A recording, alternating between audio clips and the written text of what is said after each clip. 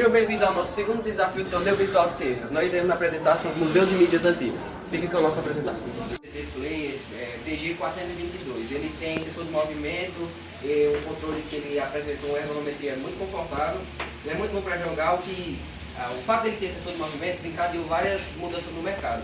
E no caso, várias indústrias se aproveitaram do método de sensor de movimento, que é bastante imersivo, para produzir vários outros produtos que trouxeram muita popularidade para certas empresas, como a Microsoft, o Xbox, que trouxe o Kinect, e entre outros.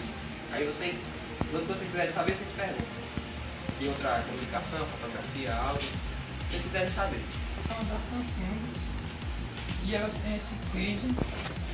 Esse daqui é uma F-Zoom 1050 e, como o próprio nome diz, ela tem uma capacidade de zoom. Esse também tem de zoom de 5 vezes. Só que enquanto que esse aqui usa um filme, esse daqui é uma câmera digital. Com o avanço tecnológico,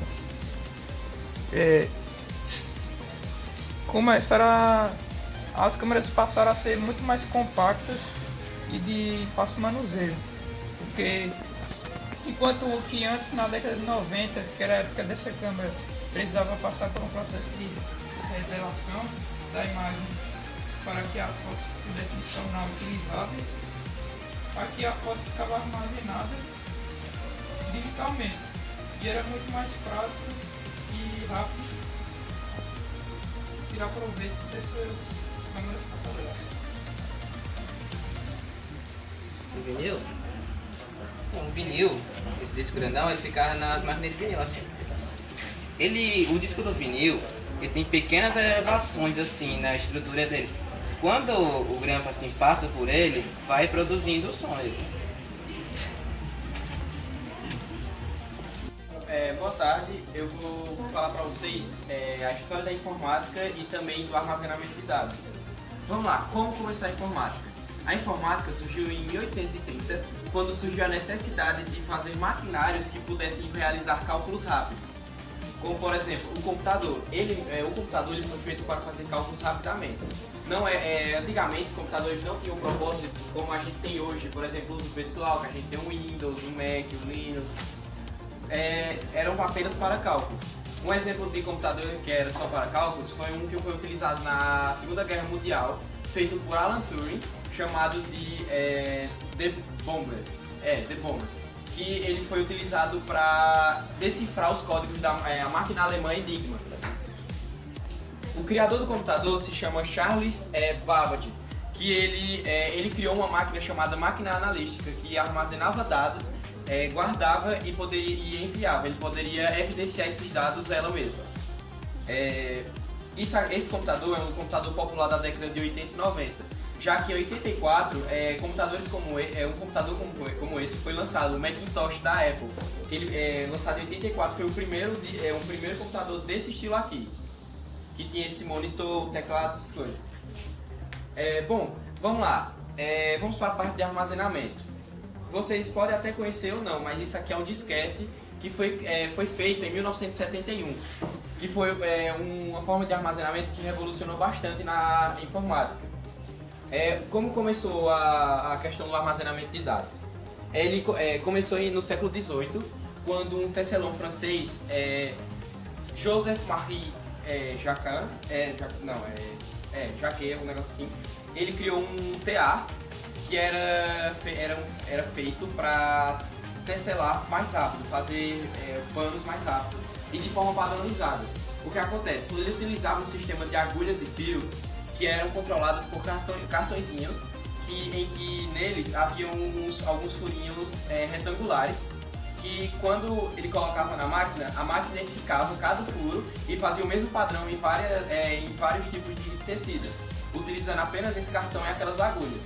E existiam vários tipos, por isso que a questão do armazenamento de dados, ele colocava vários padrões naquele cartãozinho e ele armazenava e colocava lá para ele ir colocando em vários outros tipos de tecidos. Isso aí ele arranjou como uma forma de deixar padronizado e eficiente. Bom, esse aqui ele é um tipo de armazenamento que surgiu até que um pouco ultrapassado, mas se a gente for perceber de acordo com o tempo quando foi criado o armazenamento de dados, isso aqui já é bem recente. Já que antes dele teve o disco rígido, o famoso HD, Também teve o tambor magnético, que seria o quê? Provavelmente o tamanho de... chegando próximo ao tamanho de 2 televisões dessa. Ele era desse tamanho assim, era por aí, que ele armazenava, era bem pouco mesmo. Acho que isso aqui poderia chegar até a armazenar mais que o próprio tambor, que é muito maior que isso. Também veio depois as memórias SD, os cartões, no caso as memórias flash, veio a USB, o CD, vários outros. Na época, 1 terabyte era do tamanho de uma geladeira. Ela chegava aquelas geladeiras de 2 portas, que é um pouco mais você, apenas 1 terabyte. O que a gente hoje tem o quê? Um HDzinho desse. E é isso. Bom, boa tarde. Eu vou falar um pouco sobre a comunicação antigamente e sobre o primeiro celular criado. O primeiro celular criado foi criado por Martin Cooper, que era um engenheiro eletrônico. E bom, ele foi considerado o pai do celular justamente por ter criado o celular que foi chamado Motorola Dynatac 8000X. Bom, entre os benefícios da comunicação, podemos citar na época, primeiramente, não tinha muitos benefícios a não ser a própria comunicação em si, à distância, que substituía as cartas. Mas depois de um tempo, apenas isso passou para novas inovações, como por exemplo, como forma de entretenimento e também como forma de propagar a informação e o conhecimento. O tubo funciona com íons de elétrons que geram feixes de luz que iluminam pixel por pixel. Só que em uma velocidade tão grande que o nosso cérebro não consegue acompanhar e forma uma imagem, um movimento ou até mesmo estática. Boa tarde, pessoal. Vou falar um pouco agora sobre o rádio. O rádio foi construído e desenvolvido por Guglielmo Marconi em 1895, 7 anos após o descobrimento por Heinz Hertz, que ele descobriu as ondas de rádio. Guglielmo Marconi fez a primeira transmissão de rádio com um código Morse,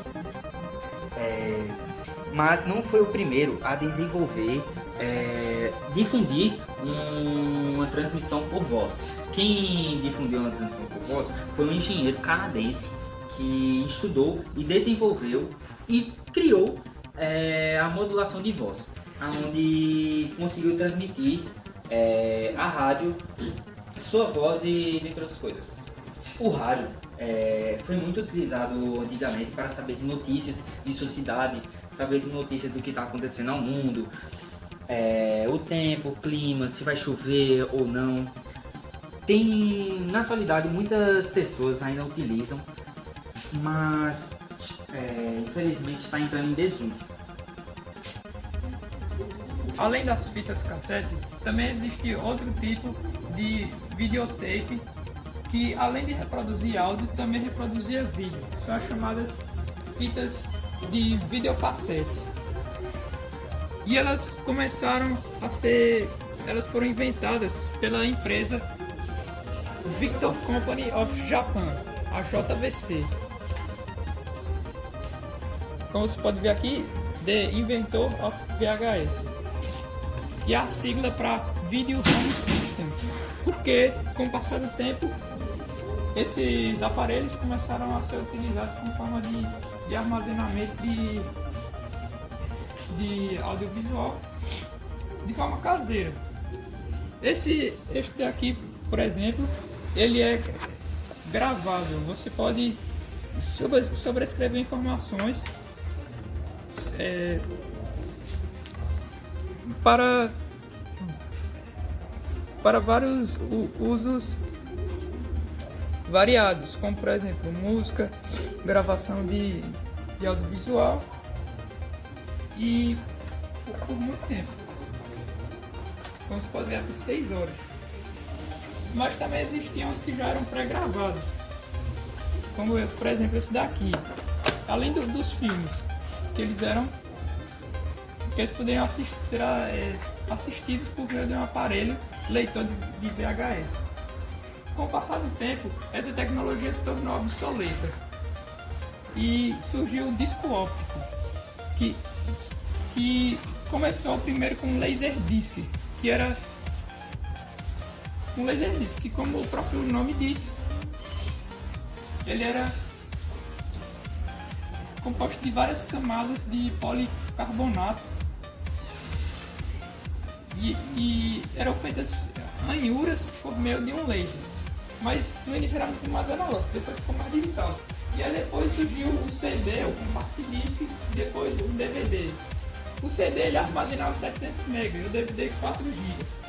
Hoje tem alguns exemplos de DVD aqui, por exemplo, de alguns filmes, que eles eram pré-gravados. Esse aqui que é o pré-gravado, ele não tem tantas camadas quanto o que você poderia gravar. Bom, galera, então essa foi a nossa apresentação do segundo desafio do Torneio Virtual Ciência. Muito obrigado pela audiência e tchau!